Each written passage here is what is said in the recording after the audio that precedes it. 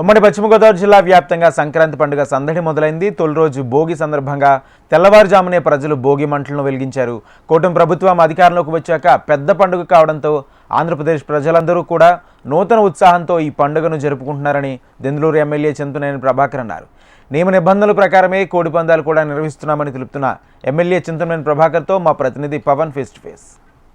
ఉమ్మడి పశ్చిమ గోదావరి జిల్లా వ్యాప్తంగా సంక్రాంతి పండుగ శోభ అయితే మొదలైపోయింది. అయితే తొలి రోజు భోగి పండుగ కావడంతో భోగి మంటలను అయితే ఏర్పాటు చేసి ప్రజలందరూ కూడా ఎంతో ఉత్సాహంగా భోగి మంటలు అయితే చేశారు. అయితే మనం ప్రస్తుతం దెందులూరు ఎమ్మెల్యే చింతనేని ప్రభాకర్తో ఉన్నాము.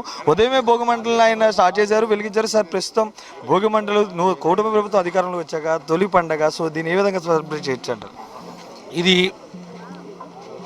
ఆంధ్రప్రదేశ్ రాష్ట్ర ప్రజలందరూ కూడా నూతన ఉత్సాహంతో ఉత్తేజంతో ఈ యొక్క కూటమి ప్రభుత్వాన్ని వచ్చిన తర్వాత వచ్చినటువంటి పెద్ద పండుగ కాబట్టి దీన్ని చాలా ఎక్కువ ఎక్స్పెక్టేషన్స్తో ప్రజలు చేసుకుంటా ఉన్నారు. దాంట్లో భాగస్వాములు అయ్యారు. మేము కూడా అదే భాగంలో మరి ఈరోజు ఈ కార్యక్రమాన్ని తీసుకున్నాం. సో తొలి పండుగ కాబట్టి రకరకాల వివిధ రాష్ట్రాల నుంచి కూడా ప్రజలందరూ కూడా ఇక్కడ చేరుకున్నారు. అయితే కోడి పందాలు కొన్ని ఆంక్షలు అయితే ఉన్నాయి. దాన్ని ఏ విధంగా చూడొచ్చు అంటారు? కోడి పందాలు నిర్వహించే అవకాశం ఉందంటారు?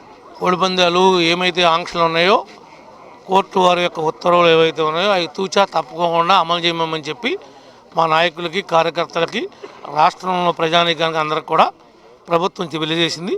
ప్రభుత్వం యొక్క నియమ నిబంధనల ప్రకారమే నడుచుకుంటారు.